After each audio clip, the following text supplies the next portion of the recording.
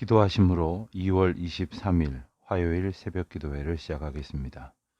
은혜로우신 하나님, 새 날을 주셔서 감사합니다. 오늘도 주님의 인도하심을 기다리는 믿음의 사람으로 살게 하신 것 감사합니다. 하지만 저희들 너무나 연약하고 어리석습니다. 작은 일에 실망하고 작은 성공에 교만하여 하나님께서 주신 은혜를 망각하고 스스로 판단하고 스스로 행동하려는 그러한 어리석음이 저희들 가운데 계속하여 있습니다. 하나님, 저희를 불쌍히 여겨 주시옵소서. 주님의 긍휼하심이 저희를 향하지 않고서는 저희들 하루도 온전히 살아갈 수 없는 미련한 인생들입니다. 주님, 저희를 오늘도 지켜 주시옵소서. 여러 가지 기도 제목을 가지고 이 하루를 시작하는 이들이 있습니다. 특별히 슬픈 일 당한 가정을 하나님께서 위로하시고 하나님의 크신 사랑으로 힘없게 하여 주시기를 기도합니다. 여러 가지 일들을 준비하며 주님의 도우심을 구하는 가정들이 있습니다. 병중에 있는 이들이 있습니다. 연약하고 힘겨운 일 가운데에 분투하고 있는 이들이 있습니다. 아버지의 도우심 가운데 오늘도 온전케 자유를 누리는 주의 자녀들이 되게 하여 주옵소서. 오늘도 주의 말씀 붙들기를 원합니다. 민수기 말씀을 통하여 일깨워 주신 하나님 나라의 공의를 또한 하나님의 인도하심을 마음 깊이 깨닫는 주의 자녀들이 되게 하옵소서. 예수님의 이름으로 기도합니다. 아멘. 오늘은 민수기 제일 마지막 석장의 말씀을 보겠습니다. 민수기 34장, 35장, 36장의 말씀을 묵상하고 함께 읽도록 하겠습니다. 먼저 이 민수기 34장에서는 이스라엘 백성들이 광야 생활을 하는 중에 그 인도하신 하나님께서 그들에게 기업으로 주실 그 가나안 땅의 경계를 정해 주시는 내용이 기록되어 있습니다. 그리고 여기서 결정되어진 그 경계 내에 있는 요단 서편의 땅은 이미 요단 동편에서 기업을 얻은 루벤 지파, 갓 지파, 므낫세 반 지파를 제외한 9지파 반에게 제비를 뽑아 분배하라고 지시하십니다. 그에 따라서 이스라엘 각 지파에서 가나안 땅을 분배하기 위하여 한 지파에서 족장 한 명씩을 선택하여 세우도록 지시하셨으며, 이러한 지시는 하나님께서 모세에게 먼저 말씀하신 후에 모세가 다시 이스라엘 백성들에게 전달하고 있습니다. 하나님께서 가나안 땅의 경계를 정해 주신 그 귀한 의미가 있습니다. 그것은 어떤 지리적인 그러한 차원이 아니라 그 땅의 소유를 하나님께서 인정하시는 통치자의 그러한 사랑에서 나온 것이다 함을 우리가 먼저 기억해야 합니다. 이 거주의 경계를 정하시는 하나님께서는 이스라엘이 소유해야 할 땅과 그렇지 않을 땅을 분명히 구분하여 주시고 계십니다. 그런데 이와 같은 지시는 이스라엘 사람들에게 자신들이 그 땅을 틀림없이 소유하게 될 것이라는 확신을 갖게 해 주었으며, 또한 자기 자신들의 경계를 깨닫고 그것에 만족하며 그곳에서 참된 하나님의 은혜와 평강과 안식을 누리도록 하시기 위함이기도 하였습니다. 그런데 오늘 말씀을 통해서 하나님께서 정해주신 가나안 땅의 경계를 보면 이전에 아브라함 때에 약속하신 경계보다 오히려 좀 작은 범위라고 할 수가 있습니다. 이 경계를 길이로 따진다면 남북이 약 256km 정도 되고 동서로는 약 80km에 불과합니다. 하지만 이 땅은 이미 믿음의 조상 아브라함에게 그의 후손들이 얻을 것이라고 약속하신 그 땅이 분명하며, 또한 그다지 넓지는 않지만 그 토양이 특별히 비옥하기 때문에 적과 꿀이 흐르는 땅이라고 불리울 정도였지 않습니까? 그렇기 때문에 매우 풍요로웠습니다. 만일 그렇지 않았더라면 거기 거하게 될 이스라엘 백성들이 아마 충분한 농산물을 소산으로 거둘 수 없었을지도 모릅니다. 사실 오늘날에도 하나님께서 우리에게 허락하여 주시는, 그래서 정해 주시는 몫이 때로는 몹시 작아 보일 수도 있습니다. 하지만 천국에 자기의 분깃을 소망 가운데 갖고 있는 자들은 이 땅에서 혹 작아 보이는 자기의 몫에도 하나님의 뜻임을 깨닫고 만족할 수 있어야 할 것입니다. 여기는 하나님께서 어떤 우리가 생각하는 크기로 축복하는 것이 아니라 하나님의 부족함 없는 사랑과 은혜로 복 주시고 계시다는 사실을 기억하며 그것을 받아들이는 믿음으로부터 또한 하나님의 크신 사랑이 나타나는 것으로 변화될 것입니다. 하나님께서 정하신 동서남북의 경계가 나오기를 남편 경계는 사해 끝에서 시작하고 또 애굽을 지나서 지중해까지 이른다 이렇게 기록하고 있고, 서편 경계는 지중해의 해안선이 될 것이며 북편 경계는 지중해로부터 호르산, 하맛 어귀, 시브론을 지나서 하살레난에 미친다 이렇게 기록하고 있습니다. 동편 경계는 하살레난에서 시작하여 스밤, 리블라, 그리고 아인 동편, 그리고 긴네렛 동편 해변과 요단을 거쳐서 사해까지 이르고 있습니다. 우리에게는 좀 익숙지 않은 그러한 지명이라 할지라도 하나님께서 주신 그 땅의 지명이 이스라엘 백성들에게 얼마나 소중한 것인지는 우리가 충분히 짐작하고도 남을 것입니다. 이제 35장 말씀을 보면 레위인들에게 주시는 성읍 그리고 도피성에 관한 규례가 나옵니다. 지금까지 앞선 34장에서 가나안 땅을 기업으로 받을 12지파에 대한 명령이 주어졌는데 35장에서는 하나님을 섬기기 위해서 성막에서 봉사하게 하신 레위지파에 대한 배려가 이렇게 보여지고 있습니다. 먼저 레위인들에게는 48개의 도시와 그 주변의 땅을 주되 각 지파에서 공평하게 취하여 주라 이렇게 명령을 하십니다. 그리고 48개의 이 성읍들 중에서 6개의 성읍은 부지 중에 살인한 자를 위한 도피성으로 이렇게 주어졌습니다.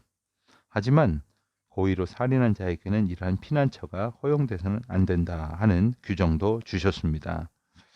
여기서 이제 자세하게 기록되어 있는 도피성에 관한 규례는 나중에 여호수아 20장에서 도피성의 이름과 자세한 위치가 선정됨으로써 구체적인 시행 단계에 들어서게 됨을 우리가 알 수가 있습니다. 레위인에게 성읍을 주신 이야기를 우리가 잠깐 생각해 보면 레위인들은 가나안 땅에서 기업을 얻을 수 없었기 때문에 모세는 하나님의 지시에 따라서 각 지파에서 그 얻은 기업 가운데에 레위인이 거할 성읍과 레위인들의 가축을 위하여 그 사방 들을 주어라 이렇게 명령하신 것입니다. 이것은 그 성읍 전체를 레위인의 소유로 주라는 것이 아니고 그 성읍 가운데에서 레위인들이 필요로 하는 가옥과 충분한 생활 공간을 제공하라 하는 뜻입니다. 그런데 레위 지파가 거할 성읍과 들을 각 지파 중에서 얻게 하시고 흩어지게 하신 까닭이 무엇이었을까요? 레위인들도 모여 살고자 했을 수도 있고 모여 사는 것이 다른 지파를 보았을 때 자연스러운 것이라고 생각했겠지만 레위 지파가 흩어져서 살게 된 것은 창세기 49장의 내용을 보면 그 조상인 레위의 죄로 인하여 야곱에게 받은 저주의 결과로부터 사실 비롯되었습니다. 하지만 그 저주의 결과는 오히려 하나님 앞에 흩어진 채로 온전하게 살기를 힘쓰는 가운데 축복으로 변했습니다. 왜냐하면 레위인들이 각 지파 중에서 하나님의 충성스러운 일꾼으로 봉사할 수 있게 되었기 때문이었습니다. 그래서 각 지파는 레위인들이 그들에게 여호와의 선한 지식을 가르치는 그러한 혜택을 입었고, 레위인들은 하나님의 특별하신 목적과 뜻을 수행하는 사역을 감당했기 때문에 진노 중에도 긍휼을 얻은 것이지요. 그 원칙이 있습니다. 많이 얻은 자에게는 많이 취하여 주고 적게 얻은 자에게는 적게 취하여 줄 것이라 하는 원칙이 적용되었습니다. 레위인들에게 줄 성읍이 모두 48개였기 때문에 12지파에서 각각 4성읍씩 제공하면 되겠지만 실상은 각 지파마다 배정된 성읍의 수가 다른 것을 여호수아 말씀을 통해서 우리는 알 수가 있습니다.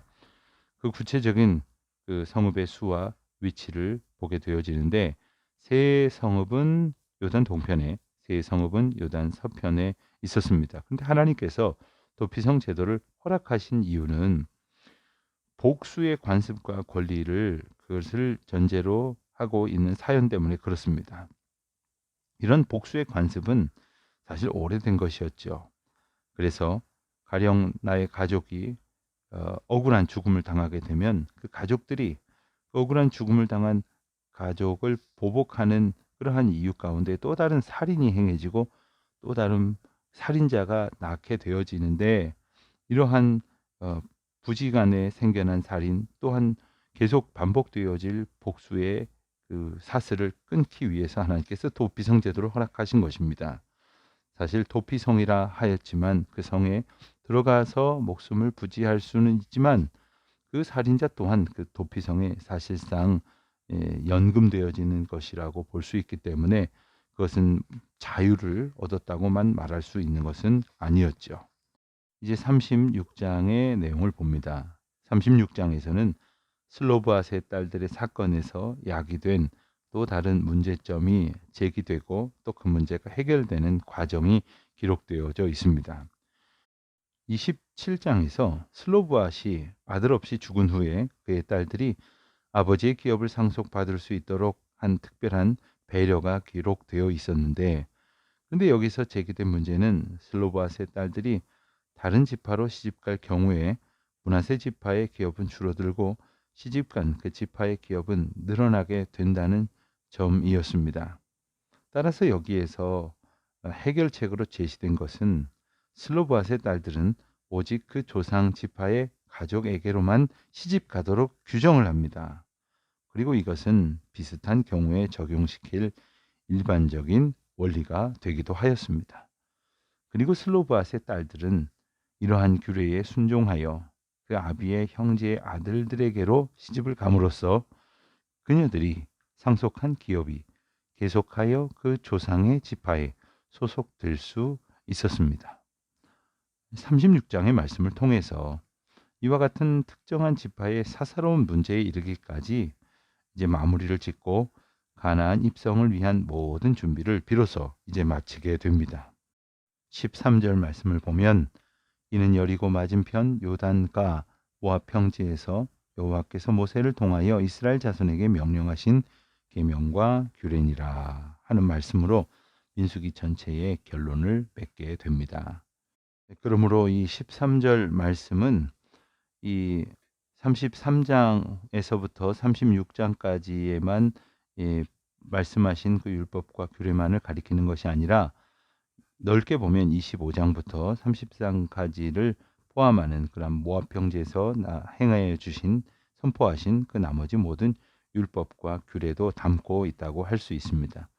동시에 이 귀절은 민수기 전체의 결론을 이루고 있기도 합니다. 그리고 이 결론은 모압 평지에서 모세를 통하여 주신 율법과 시내산에서 모세를 통하여 주신 율법을 동등한 위치에 두고 대조시켜 주는 의미를 담고 있습니다. 이 규절의 결론적인 의미는 신명기에 나오는 율례와 규례와 법도에 관한 설명과 권고가 모세의 저작이 아니라는 뜻은 결코 아니지만, 일단 이 규절은 민수기의 결론으로 등장을 하게 되는 것이죠. 그리고 모세는 여기에서 이와 같은 명령과 규례를 주신 분이 하나님이시며 자신은 단지 하나님의 말씀을 전달한 사명자에 불과하다는 사실을 특별히 강조하고 있습니다. 다시 말해서 자신이 지금까지 전달한 모든 말씀은 하나님의 권위를 지니고 있다 하는 점을 이제 다시 한번 강조한 것이라 하겠습니다. 그러므로 하나님의 대언자로서 전달한 모세의 말씀은 곧 하나님의 말씀이기 때문에 이 말씀을 이스라엘 백성들이 굳게 붙들고 순종해야 할 이유로 삼아야 할 것이라는 강조점이 이제 내포되어 있습니다. 우리가 민수기 말씀을 읽으면서 인도하시는 하나님을 더욱 더 분명히 느끼는 우리 모두가 되시기를 바랍니다. 기도하시겠습니다. 하나님 아버지, 이스라엘 백성들을 이끌어 주셨던 것처럼 오늘도 저희를 이끌어 주시니 감사합니다. 그들에게 말씀하여 주신 것처럼 저희에게도 말씀하여 주셔서 저희의 길을 잃지 않게 하여 주옵소서. 예수님의 이름으로 기도합니다. 아멘. 34장 여호와께서 모세에게 말씀하여 이르시되 너는 이스라엘 자손에게 명령하여 그들에게 이르라. 너희가 가나안 땅에 들어가는 때에 그 땅은 너희의 기업이 되리니 곧 가나안 사방 지경이라. 너희 남쪽은 에돔 곁에 접근한 신광야니 너희의 남쪽 경기는 동쪽으로 염해 끝에서 시작하여 돌아서 아그라빔 언덕 남쪽에 이르고 신을 지나 더 가데스 바네아 남쪽에 이르고 또 하살 아다를 지나 아스몬에 이르고 아스몬에서 돌아서 애굽 시내를 지나 바다까지 이르느니라. 서쪽 경기는 대해가 경기가 되나니 이는 너희의 서쪽 경기니라. 북쪽 경기는 이러하니 대해에서부터 호르산까지 그어라. 호르산에서 그어 하맛 어귀에 이르러 스닷에 이르고 그 경기가 또 시브론을 지나 하살 에난에 이르나니 이는 너희의 북쪽 경계니라. 너희의 동쪽 경계는 하살 에난에서 그어 스밤에 이르고 그 경계가 또 스밤에서 리블라로 내려가서 아인 동쪽에 이르고 또 내려가서 긴네레 동쪽 해변에 이르고 그 경계가 또 요단으로 내려가서 염해에 이르나니 너희 땅의 사방 경계가 이러하니라. 모세가 이스라엘 자손에게 명령하여 이르되 이는 너희가 제비 뽑아 받을 땅이라 여호와께서 이것을 9지파 반쪽에게 주라고 명령하셨나니 이는 루벤 자손의 지파와 갓 자손의 지파가 함께 그들의 조상의 가문에 따라 그들의 기업을 받을 것이며 므낫세의 반쪽도 기업을 받았음이니라. 이 두 지파와 그 반 지파는 여리고 맞은편 요단 건너편 곧 해 돋는 쪽에서 그들의 기업을 받으리라. 여호와께서 또 모세에게 말씀하여 이르시되 너희에게 땅을 기업으로 나눌 자의 이름은 이러하니 제사장 엘라살과 눈의 아들 여호수아니라.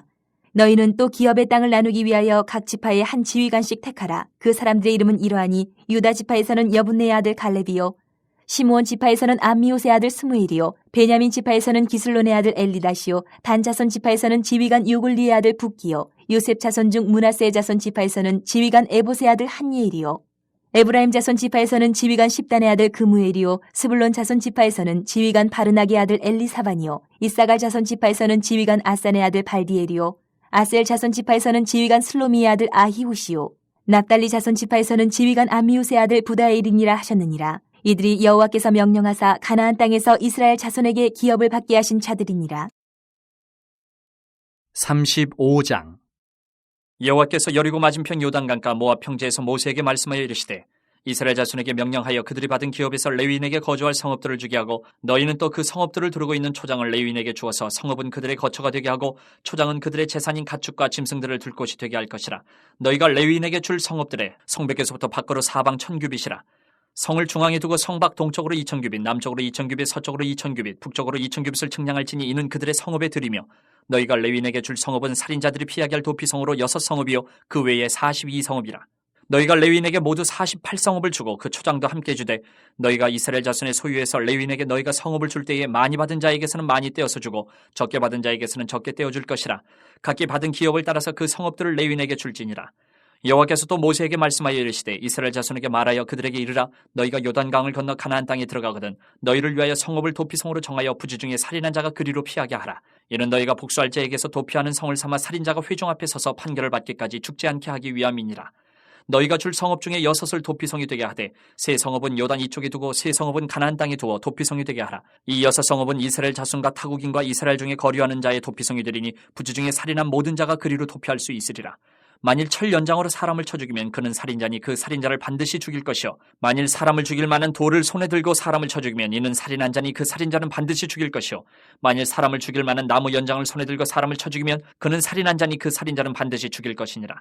피를 보복하는 자는 그 살인한 자를 자신이 죽일 것이니 그를 만나면 죽일 것이요 만일 미워하는 까닭에 밀쳐 죽이거나 기회를 엿보아 무엇을 던져 죽이거나 아기를 가지고 손으로 쳐 죽이면 그 친자는 반드시 죽일 것이니 이는 살인하였습니다. 피를 보복하는 자는 살인자를 만나면 죽일 것이니라. 아기가 없이 우연히 사람을 밀치거나 기회를 엿봄이 없이 무엇을 던지거나 보지 못하고 사람을 죽일 만한 돌을 던져서 죽였을 때에 이는 아기도 없고 헤아려 한 것도 아닌즉 회중이 친자와 피를 보복하는 자간에 이 규례대로 판결하여 피를 보복하는 자의 손에서 살인자를 건져내어 그가 피하였던 도피성으로 돌려보낼 것이요 그는 거룩한 기름 부음을 받은 대제사장이 죽기까지 거기 거주할 것이니라. 그러나 살인자가 어느 때든지 그 피하였던 도피성 지경 밖에 나가면 피를 보복하는 자가 도피성 지경 밖에서 그 살인자를 만나 죽일지라도 피 흘린 죄가 없나니 이는 살인자가 대제사장이 죽기까지 그 도피성에 머물러야 할 것임이라. 대제사장이 죽은 후에는 그 살인자가 자기 소유의 땅으로 돌아갈 수 있느니라. 이는 너희의 대대로 거주하는 곳에서 판결하는 규례라.